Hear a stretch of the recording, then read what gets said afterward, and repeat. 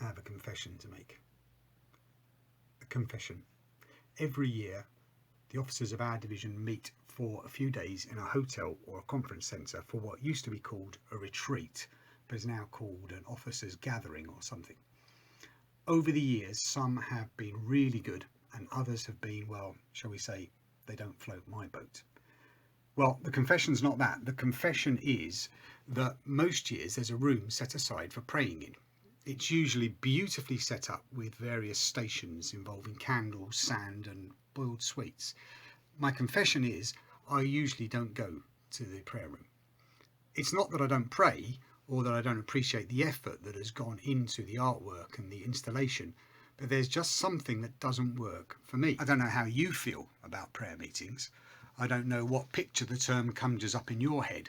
Long periods of silence, a few venerable saints often speaking to God at great length. Well, our story this morning features a prayer meeting. The church was earnestly praying for Peter. What do you imagine this prayer meeting was like? The meeting was in the house of Mary, John Mark's mother. John Mark, who would soon be sailing off with Paul and Barnabas on a missionary journey into the unknown, possibly a dangerous journey. As a mother, Mary would be worried for her son. She's also hosting the prayer meeting with her servant girl, Rhoda. It was at night. After all, Peter was asleep in the prison, possibly facing death the next morning. They were praying for Peter.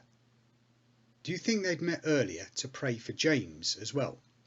James, the brother of John, a pillar of the early church. James, one of the sons of thunder, one of the inner three disciples who had accompanied Jesus over the 3 years of his ministry, one of those who Jesus took into his confidence and who witnessed the Transfiguration and Gethsemane. James was now dead, murdered by Herod Agrippa. Did the death of James increase the fervency of their prayers, or did they now feel like giving up? After all, they had prayed for James and he was now gone. Luke records that the church was praying earnestly. He uses the same word with which he describes Jesus praying in Gethsemane, "Not my will, but thy will be done." Earnestly, with sincerity and intensity, with passion, strength and seriousness.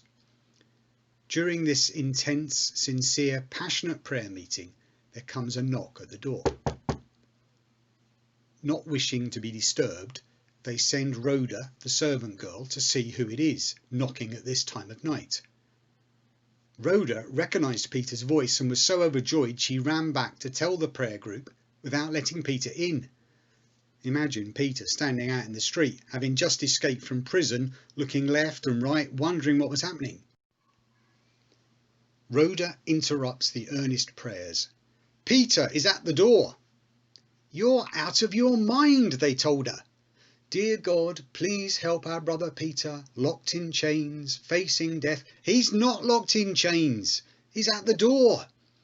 An angel can get Peter out of chains, past 16 guards, through an iron gate, but he's left him now, and the church doors are locked, and the church is busy praying for Peter, who is outside and can't get in.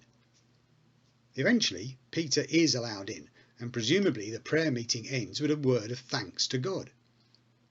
Is that what they were expecting in this prayer meeting? That God would actually hear them and answer them? It's an interesting picture of the church, a challenge for us today. The church is inside praying for Peter, who is outside. Now that's okay. They could hardly be where Peter was, locked up. And we can't always be where people are, locked up in addiction, debt or other problems. But when we pray, are we on the lookout for answered prayer? There's a story told of a church praying for rain during a long drought and the pastor castigating the congregation for coming to the prayer meeting without umbrellas. Why wasn't Rhoda set at the door looking out for Peter's escape? But we know from experience that our prayers do not always bring about the things we are praying for. For a moment, let's just remember Jesus praying in Gethsemane. He prayed earnestly, Father, if you will, take this cup away from me. But then the clincher, the hard line. But not my will, but yours. This perhaps is the crux of the matter. Our prayers need to be earnest and passionate and strong and intense, but they need to be through the lens of thy will be done. We pray not so much that God would give us the desires of our hearts, but that the desires of our hearts would be in line with God's will. That doesn't stop us praying honestly. God, we're scared. Peter's locked up, James is dead, help us. The Psalms and the rest of the Bible are full of honest pleadings with God. As we emerge from this lockdown time into the new future, the new possibilities, perhaps we need to refocus our prayer meetings.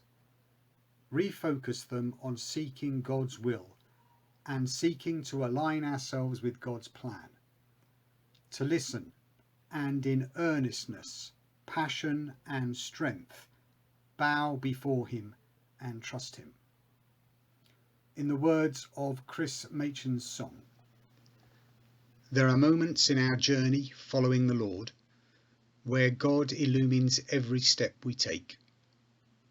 There are times when circumstances make perfect sense to us as we try to understand each move he makes.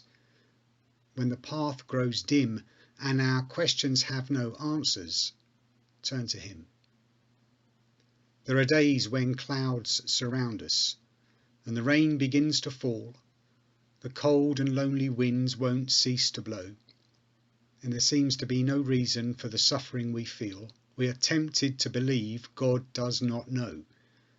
When the storms arise, don't forget we live by faith and not by sight. Bow the knee. Trust the heart of your Father when the answer goes beyond what you can see. Bow the knee. Lift your eyes towards heaven and believe the one who holds eternity. And when you don't understand the purpose of his plan, in the presence of the King, bow the knee. We're going to listen as the band plays that tune through to us. And as we listen, let's make it our prayer that we will put our trust and our faith in God. That when we don't understand the purpose of his plan, that in his presence, in the prayer meeting, in all earnestness and passion and sincerity, we will indeed bow the knee before God. Let's listen as the band plays.